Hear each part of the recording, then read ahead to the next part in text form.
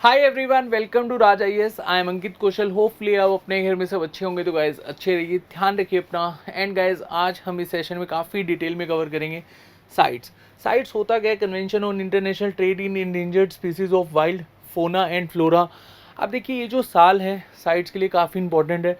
50 साल साइट्स को कंप्लीट हो चुके हैं और डेफिनेटली आपके एग्जाम में से रिलेटेड क्वेश्चन पूछा जा सकता है। और इस सेशन में हम काफ़ी डिटेल में साइट्स कवर करेंगे और साथ साथ जो साइट के द्वारा मीटिंग होल्ड करी जाती है, जैसे कोप 19। अब कोप 19 से रिलेटेड जो भी फैक्ट्स हैं वो हम इस सेशन में काफ़ी डिटेल में कवर करेंगे। आपने क्लाइमेट से इसको रिलेट नहीं करना है। कोप जो मीटिंग होती है वो क्लाइमेट की भी होती है और जो साइट्स के द्वारा कंडक्ट करवाई जाती है उसको बेसिकली कोप ही कहा जाता है। तो आपने इसको रिलेट नहीं करना है। सेशन स्टार्ट करने से पहले एक बार हम टॉपिक से रिलेटेड क्वेश्चन देख लेते हैं। आप देखिए, यहाँ पर साइट से रिलेटेड दो स्टेटमेंट हमारे पास गिवन है। फर्स्ट स्टेटमेंट क्या कहती है? Sites is a legally binding on the state that have joined it, but this convention doesn't take the place of national law. Hopefully पहली स्टेटमेंट आपको क्लियर हो गई होगी। Second statement, all import and export of species covered under sites must be authorised through a permit system या फिर licence system. तो दोनों ही statement बहुत ही सिंपल है। डेफिनेटली ये दोनों स्टेटमेंट आपको क्लियर हो गई होंगी। आपने मुझे बताना है कि इनमें से कौन सी स्टेटमेंट सही है, कौन सी स्टेटमेंट गलत है, या फिर दोनों सही है। वीडियो को पॉज करिए, कमेंट सेक्शन में इसका आंसर दीजिए। अभी के लिए हम यहाँ पर टॉपिक को काफ़ी डिटेल में समझेंगे, लास्ट में इस क्वेश्चन को डिस्कस करेंगे। अच्छा, साइट्स होता क्या है? इसको वाशिंगटन कन्वेंशन भी कहा जाता है and it is an international agreement between government, या फिर आप इसको मल्टीलेटरल ट्रीटी भी कह सकते हो। अगर हम सिंपल वर्ड्स में बात करें कि साइट्स होता क्या है, तो देखिए, साइट्स के द्वारा एक फ्रेमवर्क डिज़ाइन करा जाता है और ये जो फ्रेमवर्क होता है इसका मेनली यहाँ पर वर्क है कि जो एनिमल एंड प्लांट्स हैं उनकी लीगल ट्रेडिंग रोकी जा सके। अगर हम सिंपल वर्ड्स में साइट्स का मतलब समझें, अब ये जो फ्रेमवर्क डिज़ाइन करा जाता है इसमें 3 अपेंडिक्स हमें देखने को मिलते हैं, जिसको हम इस सेशन में काफ़ी डिटेल में डिस्कस करेंगे। और इसी के बिहाफ पर जो भी इसके मेंबर्स हैं उनको अपने देश के लेजिस्लेचर में, या फिर आप ऐसे समझ लो कि अपने देश के कॉन्स्टिट्यूशन में अगर ऐसा कोई एनवायरनमेंट से रिलेटेड एक्ट है या फिर आर्टिकल है उसमें चेंजेस करने होंगे, या जैसे हमारे प्यारे भारत में वर्ल्ड लाइफ प्रोटेक्शन एक्ट आपको देखने को मिलता है जो 1972 में पास हुआ था, वहाँ पर हमें चेंजेस करने होंगे अकॉर्डिंग टू साइट्स फ्रेमवर्क। तो होपफुली आपको क्लियर हो गया कि साइट्स का मेनली वर्क क्या होता है। जब हम डिटेल में समझेंगे तो आपके सारे डाउट्स आज क्लियर हो जाएंगे। And it is was drafted as a result of resolution adopted by member of IUCN in 1963. अब IUCN क्या होता है? International union for conservation of nature and natural resources. Sites को साइन करा गया था 1973 में एंड ये अफेक्ट में आया था 1975 में। अब देखिए, 1973 में जब इसको साइन करा गया था तो डेट थी 3 मार्च। ये जो डेट है ना, ये काफ़ी इंपॉर्टेंट है। हर साल हम 3 मार्च को क्या बनाते हैं? World wild life day. और डेट्स वाई मैंने आपको स्टार्टिंग में बोला ये जो साल है साइट्स के लिए काफ़ी इंपॉर्टेंट है। 50 साल साइट्स को कंप्लीट हो चुके हैं और जो आपको यहाँ पर एम है वो पता होना चाहिए कि साइट्स का एम क्या है। To ensure that international trade in specimen of wild animals and plant doesn't threaten their survival. मतलब देखो, एनिमल्स को प्रोटेक्ट करना है। मतलब जो अपेंडिक्स बनाए जाते हैं यहाँ पर, जो फ्रेमवर्क डिज़ाइन करा जाता है साइट्स के द्वारा, इसमें जो 3 अपेंडिक्स होते हैं इसमें एक तरह से ऐसे समझ लो कि अगर कोई भी एनिमल इंडेंजर्ड जोन में जा रहा है तो उसको प्रोटेक्ट किस तरह से हम कर सकते हैं, या एक्सटेंट की यहाँ पर कैटेगरी में हमें देखने को मिल रहा है तो उसको हम किस तरह से प्रोटेक्ट कर सकते हैं। तो आप यहाँ पर जो ओवरव्यू है साइट का डेफिनेटली वो समझ गए होंगे।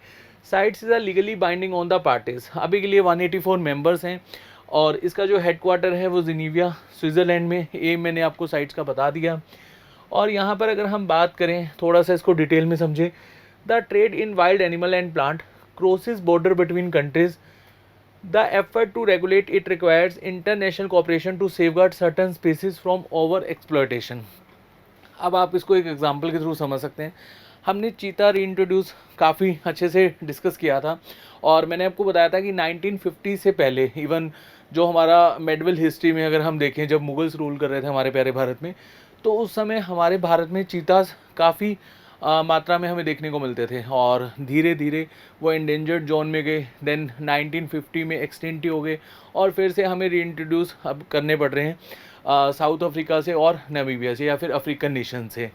अब यहाँ पर बेसिकली जो साइट्स है वो यही एक तरह से इसका वर्क है कि जो ट्रेड होता है एनिमल और प्लांट का, उसको रोका जा सके, मतलब एक्सप्लॉयटेशन रोका जा सके एनिमल एंड प्लांट का।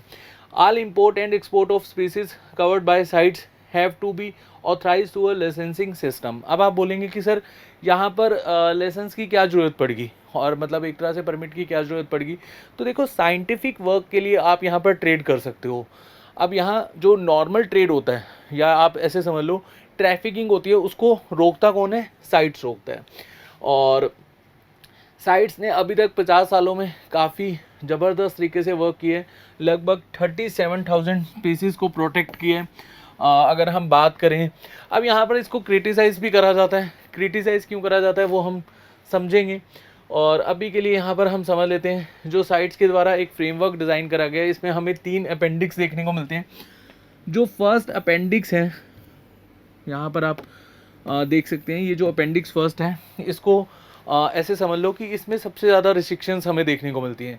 High degree of restrictions, threatened with extension. अगर कोई भी एनिमल एक्सटेंट की कैटेगरी में हमें देखने को मिल रहा है, तो यहाँ पर जो साइट्स है उस एनिमल को या फिर उस प्लांट की स्पीसीज़ को वो अपेंडिक्स फर्स्ट में डाल देता है। और यहाँ पर अपेंडिक्स फर्स्ट में अगर आप इन शॉर्ट समझना चाहते हैं, ना तो हम एक्सपोर्ट कर सकते हैं एनिमल का, ना ही हम इंपोर्ट कर सकते। हाँ, लेकिन अगर हम साइंटिफिक वर्क के लिए अगर कोई एनिमल को एक्सपोर्ट कर रहे हैं तो वो उसके लिए परमिशन हम ले सकते हैं साइट्स की। मतलब यहाँ पर जो रिस्ट्रिक्शंस है वो काफ़ी ज़्यादा हमें देखने को मिलती है, हाई डिग्री ऑफ रिस्ट्रिक्शंस है। और उसके बाद अगर हम अपेंडिक्स सेकंड की बात करें, अगर कोई भी स्पीसीज़ है वो एंडेंजर्ड कैटेगरी में हमें देखने को मिल रही है, मतलब एंडेंजर्ड का जो बेसिकली क्लास है उसमें एंटर हो रही है, तो उस केस में जो साइट्स है वो उस स्पीसीज़ को अपेंडिक्स सेकंड में डाल देता है। अब अपेंडिक्स सेकंड में आप ऐसे समझ लो कि यहाँ पर जो इंपोर्ट है उसके लिए परमिशन नहीं लेनी पड़ती आपको, लेकिन एक्सपोर्ट इसके लिए परमिशन लेनी पड़ती है। अगर हम इसको सिंपल वर्ड में समझें, मान लो कि अभी अफ्रीकन नेशन से, साउथ अफ्रीका से मान लेते हैं कि जो इंडिया में चीतास री इंट्रोड्यूस करे गए थे, तो साउथ अफ्रीका इंडिया में जो एक्सपोर्ट कर रहा है चीतास को, इसको लेकर साइड से इसको परमिशन लेनी पड़ेगी अगर अपेंडिक्स सेकंड में चीतास है। मैं जस्ट आपको एग्जांपल के फॉर्मेट में समझा रहा हूँ, यहाँ पर आपने चीता का ही एग्जांपल कंसीडर नहीं करना, ठीक है। तो साउथ अफ्रीका यहाँ पर एक्सपोर्ट के लिए परमिशन लेगा, लेकिन इंडिया को परमिशन लेने की ज़रूरत नहीं है। तो जो यहाँ पर रिस्ट्रिक्शंस हैं वो कंपैरेटिवली अपेंडिक्स फर्स्ट कम है। तो होपफुली आपको क्लियर हो गया होगा। अगर हम बात करें यहाँ पर अपेंडिक्स थर्ड की, अब देखो सभी प्लांट्स को, सभी एनिमल की स्पीसीज़ को यहाँ पर प्रोटेक्ट करता है साइट्स। वैसे ऐसा हम नहीं कह सकते सभी जो स्पीसीज़ है उसको प्रोटेक्ट करता है, बहुत सारी स्पीसीज़ को प्रोटेक्ट नहीं भी करता, या जो भी इसकी लिस्ट में है उनको जो प्रोटेक्ट करता है। तो यहाँ पर मान लो कि अगर कोई स्पीसीज़ है, ना तो वो एंडेंजर्ड है, ना ही वो एक्सटिंक्ट होने जा रही है, लेकिन आगे संभावना है कि ये एंडेंजर्ड की कैटेगरी में जा सकती है, तो उससे बचाने के लिए यहाँ पर अपेंडिक्स थर्ड का यूज़ करा जाता है। ये अपेंडिक्स थर्ड क्या कहता है कि अगर 2 कंट्रीज़ हैं, अब इसको आप एक एग्जांपल के थ्रू ही समझो, इंडिया और बांग्लादेश। अब हमारे प्यारे भारत से कोई एनिमल का यहाँ पर इलीगल ट्रेड चल रहा है बांग्लादेश में, मतलब बॉर्डर वाले एरिया में हमें देखने को मिल रहा है इलीगल ट्रेडिंग हो रही है, ट्रैफिकिंग हो रही है। तो उस केस में इंडिया यहाँ पर साइट से परमिशन लेगा या फिर साइट्स को असिस्ट करेगा कि ये जो इलीगल ट्रेडिंग है इसको रोका जा सके। तो यहाँ पर साइट्स दोनों नेशन को कहेगा कि आपस में कोऑपरेशन करो और ये जो इलीगल ट्रेडिंग है और ये जो ट्रैफिकिंग है इसको रोको, क्योंकि आप किसी भी हालत में एनिमल या फिर प्लांट की कोई भी स्पीसीज़ का एक्सप्लॉयटेशन नहीं कर सकते। तो हमने बहुत ही सिंपल वर्ड में समझा कि अपेंडिक्स फर्स्ट, अपेंडिक्स सेकंड और अपेंडिक्स थर्ड होता क्या है। अब देखिए यहाँ पर साइट्स को फिर भी काफ़ी ज़्यादा क्रिटिसिज्म झेलना पड़ता है। जैसे कि मैंने आपको बोला, सारी की सारी जो स्पीसीज़ हैं उसको साइट्स ने अपनी लिस्ट में एंटर नहीं करा।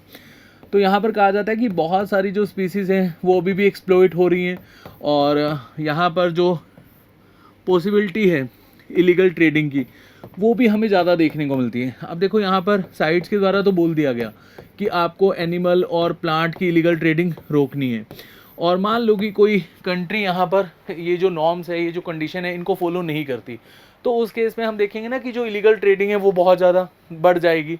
और पेंगोलिन्स जो हैं इनका काफ़ी ज़्यादा इलीगल ट्रेड होता था, ट्रैफिकिंग हमें देखने को मिलती थी 2000 से लेकर 2013 के बीच में, और फाइनली 2017 में इसको अपेंडिक्स फर्स्ट में डाल दिया गया था। यहाँ पर आप देख सकते हैं पेंगोलिन। और साइट्स को जो क्रिटिसिज्म झेलने को मिलता है उसको आप इस तरह से समझ सकते हैं कि यहाँ पर जो अभी 1999 से लेकर 2008 तक जो एलिफेंट पोचिंग हमें देखने को मिलती थी ग्लोबली, अब ये जो पोचिंग है ये हमें क्यों देखने को मिलती थी, क्योंकि साइट्स के द्वारा कहा गया था कि जो एलिफेंट मतलब जो नेचुरल कॉज की वजह से जिन एलिफेंट की डेथ हुई है तो उनके जो टीथ हैं उनको आप मार्केट में सेल कर सकते हो। अब यहाँ पर जो एलिफेंट आइवरी है या एलिफेंट टीथ हैं काफ़ी महंगे हमें देखने को मिलते हैं और इनको एक तरह से आप मार्केट में काफ़ी वैल्यू मिलती है। और जब ये साइट्स के द्वारा एक कंडीशन रखी गई थी 1999 से लेकर 2008 के बीच में कि आप जो एलिफेंट आइवरी है, अगर कोई भी एलिफेंट नेचुरल कॉज की वजह से जिसकी डेथ हो जाती है तो उसका यहाँ पर जो टीथ है उसको सेल कर सकते हो।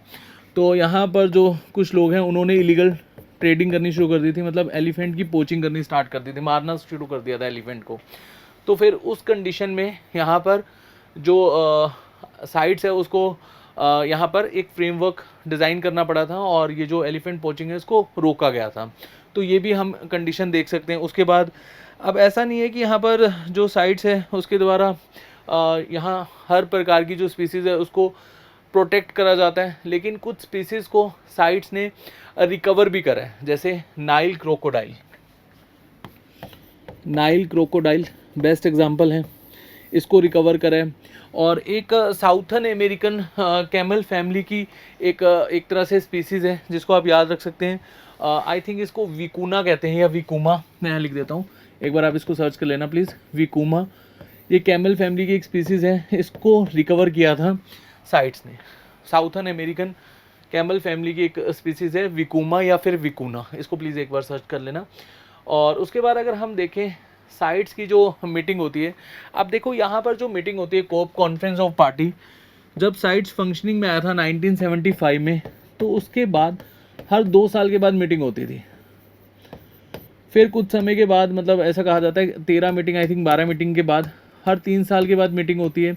और इस मीटिंग में जो भी कंट्रीज़ अपना प्रपोजल देना चाहती हैं कि हमारे देश में ये जो स्पीसीज़ है ये इंडेंजर्ड या फिर एक्सटेंट होती जा रही है, इसको आप अपेंडिक्स सेकंड की लिस्ट में डालो या अपेंडिक्स फर्स्ट की लिस्ट में डालो, या यहाँ पर ये जो स्पीसीज़ है काफ़ी ज़्यादा हमें देखने को मिलती है, ना तो ये इंडेंजर्ड होगी ना ही एक्सटेंट होगी, तो आपने इसको फालतू में अपेंडिक्स सेकंड में डाला हुआ है तो आप इसको हटा दो।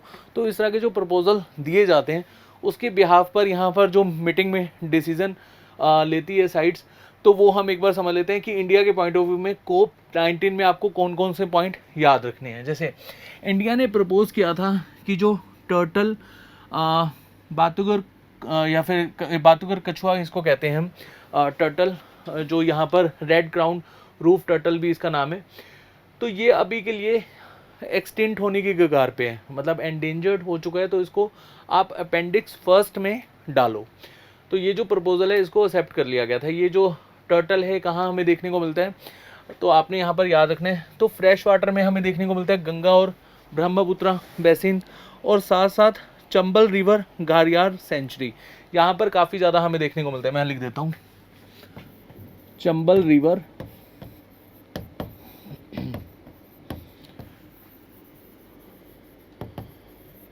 सेंचुरी, तो यहाँ पर हमें काफ़ी ज़्यादा ये जो टर्टल्स हैं वो देखने को मिलते हैं। लेकिन अभी के लिए ये एंडेंजर्ड स्पीसीज़ हो चुके हैं हमारे भारत की, इसीलिए यहाँ पर जो प्रपोजल है वो एक्सेप्ट कर लिया है, अब इसको अपेंडिक्स फर्स्ट में डाल दिया गया। उसके बाद अगर हम बात करें कि सी क्यूकम्बर, जिसको हम थैलेनोटा भी कहते हैं, और इसको अपेंडिक्स सेकंड में डाला गया है क्योंकि ये अभी एंडेंजर्ड कैटेगरी में हमें देखने को मिल रहा है। It is a internal part of coral, ये जो सी क्यूकम्बर है ये इंटरनल पार्ट है कोरल का अगर हम देखें, और इसका इलीगल ट्रेड बहुत ज़्यादा हमें देखने को मिल रहा था 2015 से 21 के बीच में, और इसके बहुत सारे जो इलीगल केसेस हैं वो हमें देखने को मिलते हैं तमिलनाडु में, कर्नाटका में, महाराष्ट्र में एंड लक्षद्वीप में। मैं दोबारा बोल देता हूँ अगर आप नोट डाउन कर रहे हैं, तमिलनाडु, कर्नाटका, महाराष्ट्र एंड लक्षद्वीप, तो 4 जगह यहाँ पर काफ़ी हमें केसेस देखने को मिले थे। डेट्स वाई यहाँ पर जो प्रपोज करा गया था इंडिया के द्वारा, तो उसको एक्सेप्ट करते हुए अपेंडिक्स सेकंड में इसको शिफ्ट कर दिया गया। उसके बाद देखिए इंडियाज़ शीशम। अब आपको पता है इंडिया का जो बेसिकली शीशम है, इसका काफ़ी ज़्यादा यूज़ करा जाता है फर्नीचर बनाने में, और इसको हम डेल बेर्जिया सीसो भी कहते हैं, या फिर यहाँ पर आप इसको शीशम के पॉइंट ऑफ व्यू से याद रख सकते हैं। अब यहाँ पर इंडिया के द्वारा रिक्वेस्ट करी गई थी कि इसको आप अपेंडिक्स थर्ड में डाल दीजिए, क्योंकि हमारे प्यारे भारत में काफ़ी ज़्यादा ग्रो होता है और बहुत ही ईजिली ग्रो हो जाता है, और इंडिया का जो नॉर्थन रीजन है यहाँ पर हमें ज़्यादातर देखने को मिलता है। देखिए, जब इसको अपेंडिक्स सेकंड में डाला गया था ना, तो इंडिया का काफ़ी ज़्यादा यहाँ पर जो बिज़नेस है वो अफेक्ट हुआ था। अब इसको किस तरह से पहले यूज़ करा जाता था, लेकिन अब जो COP19 मीटिंग हुई है इसमें कुछ रिलैक्सेशन हमें देखने को मिली है, तो वो हम समझ लेते हैं। तो पहले क्या होता था, मान लो कि कोई भी फर्नीचर बना जो शीशम से, मान लो कि इसका वेट है 10 kg। कोई भी अगर ऐसा फर्नीचर बने, इसका वेट है 10 kg। अब इसमें शीशम यूज़ हुआ है 7 kg, और 3 kg यहाँ पर अदर वुड्स एंड मेटल्स का यूज़ करा गया। अब यहाँ पर जो साइट्स है उसका ये कहना था कि अगर आप 10 kg शीशम को एक्सपोर्ट कर रहे हो तो ठीक है, इससे ज़्यादा नहीं कर सकते। चाहे इसमें आप कोई अदर वुड को यूज़ कर रहे हो या मेटल को यूज़ कर रहे हो, या आप 5 kg शीशम को यूज़ कर रहे हो, लेकिन ओवरऑल अगर 10 kg हो गया तो आप इससे ज़्यादा एक्सपोर्ट नहीं कर सकते। अब यहाँ पर भारत के द्वारा काफ़ी ज़्यादा रिक्वेस्ट करी गई थी कि इसको आप अपेंडिक्स थर्ड में डाल दो, कि हमारा जो बिज़नेस है वो काफ़ी इफेक्ट हो रहा है और इसको रीग्रो करना बहुत ही ईजी है, नॉर्थन इंडिया में काफ़ी ज़्यादा हमें देखने को मिलता है। तो यहाँ पर साइट्स के द्वारा थोड़ी सी रिलैक्सेशन मिली है कि अब आप 10 kg ओनली शीशम यूज़ कर सकते हो। मान लो कि कोई फर्नीचर बना और फर्नीचर में 15 kg यहाँ पर वेट हमें देखने को मिल रहा है, अगर 10 kg यहाँ पर शीशम होगा तो कोई दिक्कत नहीं है, 5 kg यहाँ पर अदर मेटल्स या अदर गुड्स को अदर वुड्स को आप यूज़ कर सकते हो। तो होपफुली आपको क्लियर हो गया होगा COP19 के जो 3 पॉइंट जो आपने यहाँ पर याद रखने हैं इंडिया के पॉइंट ऑफ व्यू से। उसके बाद बात करें इस क्वेश्चन की, तो फर्स्ट और सेकंड दोनों ही स्टेटमेंट हमारी ठीक हो जाएंगी। बहुत ही इजी क्वेश्चन था, होपफुली आपने क्वेश्चन पहले ही अटेम्प्ट कर लिया होगा। तो मैं हर बार आपसे बोलता हूँ कि जो क्वेश्चन है उसको आपने पहले खुद से अटेम्प्ट करना है, एटलीस्ट आपको पता तो चले कि कहाँ पर आपने गलती करी है।